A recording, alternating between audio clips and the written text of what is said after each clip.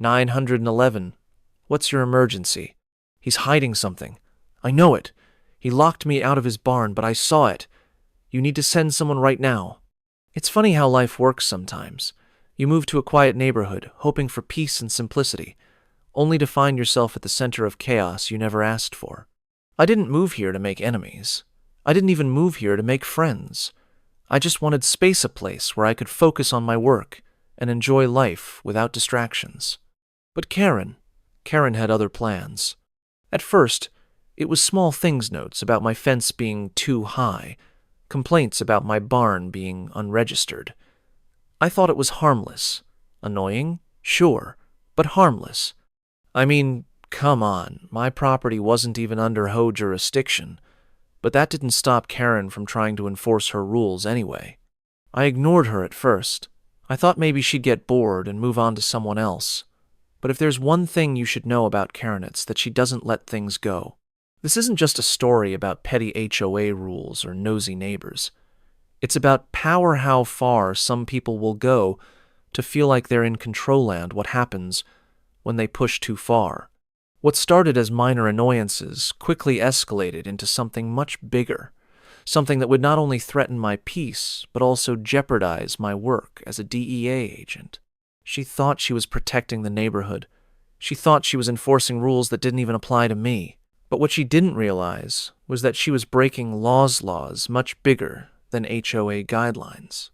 This is the story of how one woman's obsession almost derailed a federal operation, and how justice finally caught up with her. Before we dive into this wild ride of HOA drama, federal investigations, and one very bad decision after another, tell me where you're watching from in the comments below.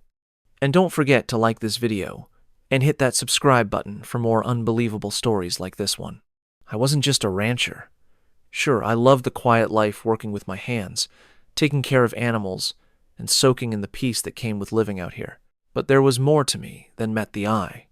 My real job required secrecy, precision, and a level of focus that most people wouldn't understand. I'm a DE agent, and when I moved here, I wasn't just looking for peace. I was working on something big. My barn wasn't just a barn. It was part of an ongoing federal sting operation targeting one of the most dangerous cartels in the region. I chose this location because it was perfect, isolated enough to keep my work under wraps, but close enough to key areas where we were tracking cartel activity. It was supposed to be quiet, uneventful, and secure.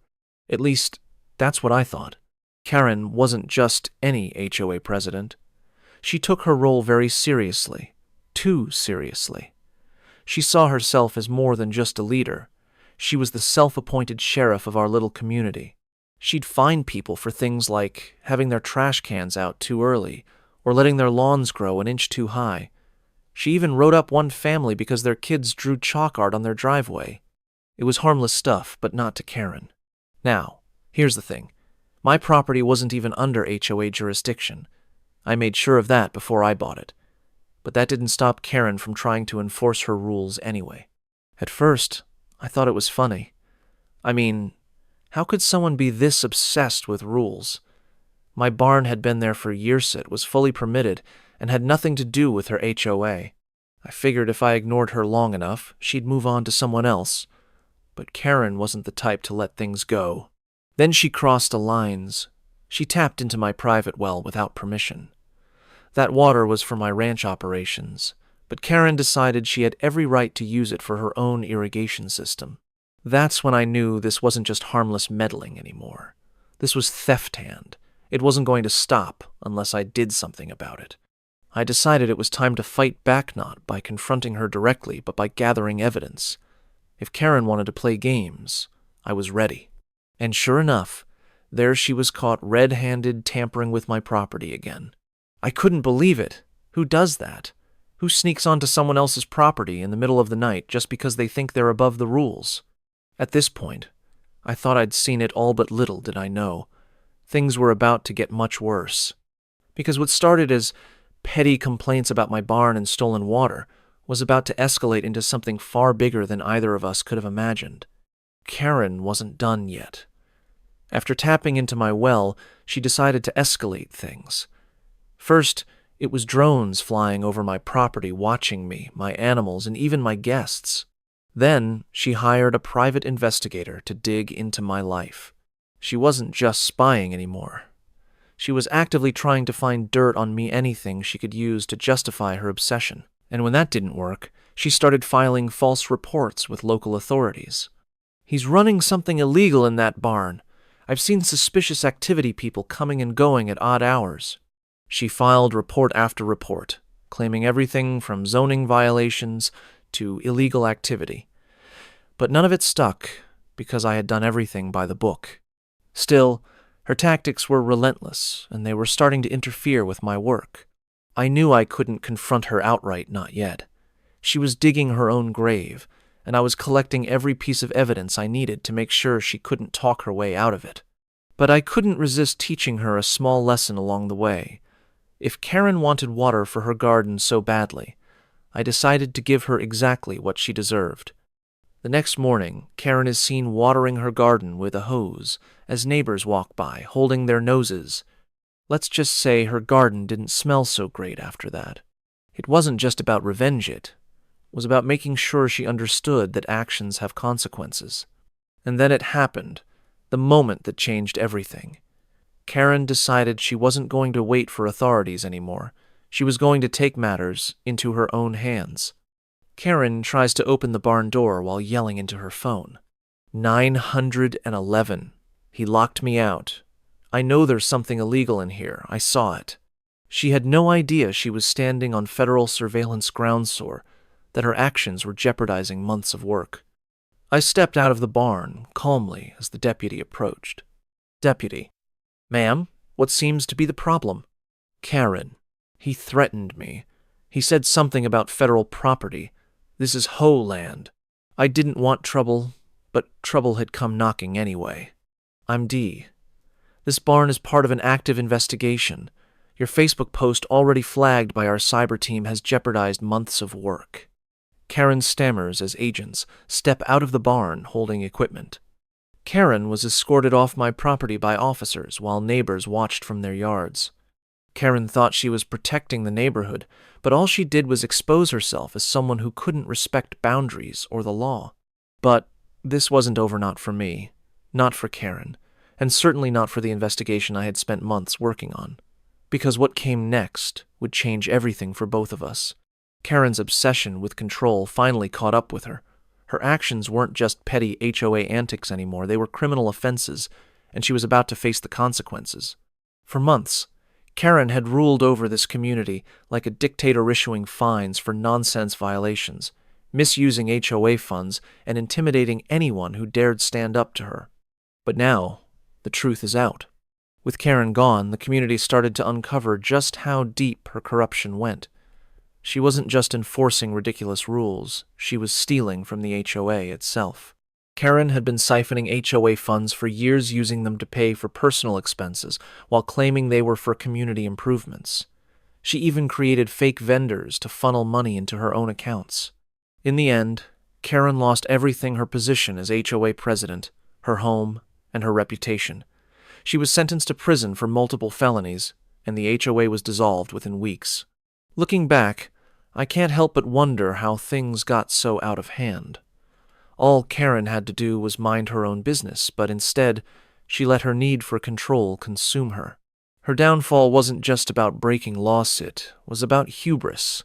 Karen thought she could control everything and everyone around her, but in the end, it was her own arrogance that brought her down. This experience taught me something important, not just about standing up for myself, but about standing up against intimidation and abuse. No one should have to live under the thumb of someone like Karen.